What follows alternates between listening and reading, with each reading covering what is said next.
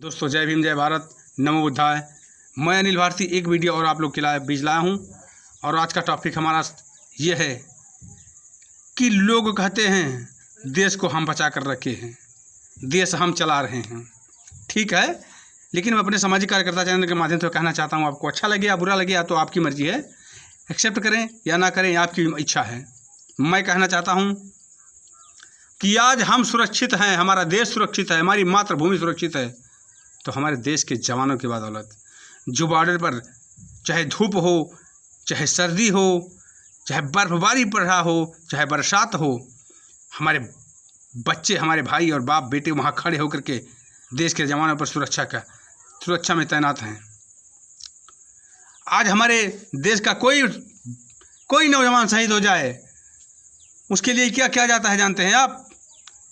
उसके लिए लाकर उसे एक शहीद का तमगा दे दिया जाता है, कुछ बंदूकें फायर की जाती हैं, कुछ मिलिट्री के जवान आते हैं, सलूट मारते हैं, भारत माता की जय नारा लगाते हैं, तिरंगा लहराते, जो भी करते हैं, उसके बाद चले जाते हैं। ये नेता, ये राजनेता, अब जान लीजिए एक 5 पंचवर्षीय विधायक की सैलरी लाख, 1.5 लाख, 2 लाख जो भी हो इतनी है, 2 लाख तक है। एक सांसद की सैलरी 2 लाख तक है, एक प्रमुख की सैलरी 50-60 हज़ार तक है, जो बिना पढ़े लिखे सिर्फ हमारे समाज को ठग कर और चूतिया बना करके जीत करके लोभ माया दिखा करके जीत कर जाता है, उसकी सैलरी इतनी होती है।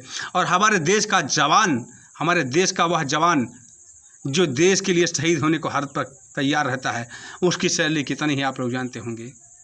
यदि एक जवान शहीद होता है तो उसके परिवार को कुछ पैसा देके, प्रलोभन दे करके बस बात खत्म, बाद में कोई नाम लेने वाला नहीं मिलता है। मैं आपसे पूछना चाहता हूं दर्शकों, भाइयों बहनों, जितने लोग आप लोग देख रहे हैं, मैं कहता हूं जितने नेता हमारे हिंदुस्तान के, हमारे भारतवर्ष के जितने नेता, बड़े से बड़े नेता, क्या मोदी जी का कोई लड़का वहाँ है? चलिए उनके पास बच्चा नहीं है। क्या अमित शाह जी का कोई लड़का देश के बॉर्डर पर तैनात है? क्या राजनाथ सिंह का कोई बच्चा देश का बॉर्डर पर तैनात है? या किसी विधायक का लड़का या किसी भी मंत्री का लड़का देश के हित के लिए क्या बंदूक लेकर देश के बॉर्डर पे लड़ाई करने को तैयार है? नहीं। अगर शहीद हो रहे हैं तो हमारे किसान के बच्चे, हमारे आपके बच्चे शहीद हो रहे हैं, तो देश हमारे बच्चे बचाए हुए हैं, हमारे देश के नौजवान बचाए हुए हैं।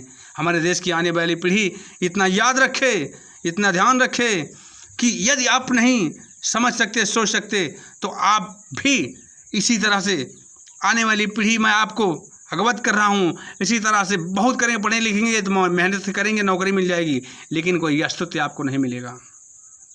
आप जान रहे हैं, मैं आपको छोटा सा मुहावरा देता हूँ, एक मंत्री जो 5 वर्ष के लिए बनता है उसकी लाइफ टाइम पेंशन हो जाती है, लाखों लाख पेंशन लेता है। एक मंत्री एक फार्चूनर गाड़ी के साथ साथ 4 फार्चूनर गाड़ी लेकर चलता है और करोड़ों की संपदा, करोड़ के बंगले में रहता है, उसके आने वाली 7 पीढ़ी बैठकर खाने इतना धन इकट्ठा कर लेता है। कैसे? वह मेहनत कर रहा है, मजदूरी कर रहा है, या अपने 2 लाख की सैलरी से? यह जो पैसा है, यह पैसा सिर्फ और सिर्फ हमारे भारतवर्ष के नागरिकों का है। ये हमारा पैसा है, आपका पैसा है, हमारे समाज का पैसा, जो हम टैक्स देते हैं, दिन रात मेहनत करते हैं, इसका पैसा है। लेकिन क्या सरकार इस पे ध्यान दे रही है? नहीं। सरकार तो सिर्फ इतना कहती है कि हिंदुस्तान को हम बचा कर रखे हैं, भारत को हम आगे बढ़ा रहे हैं।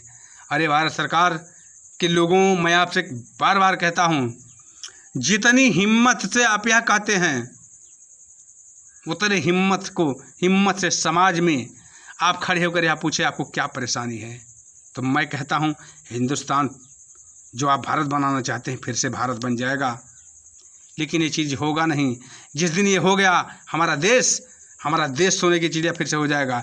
दोस्तों, मेरा उद्देश्य किसी जातिवाद का, किसी धर्मवाद का, किसी समाज पे ठेस पहुँचाना नहीं। मेरा उद्देश्य तो सिर्फ ये है कि जो हकीकत वो बता रहा हूँ, आगे सपोर्ट आप करें या ना करें, आपकी इच्छा।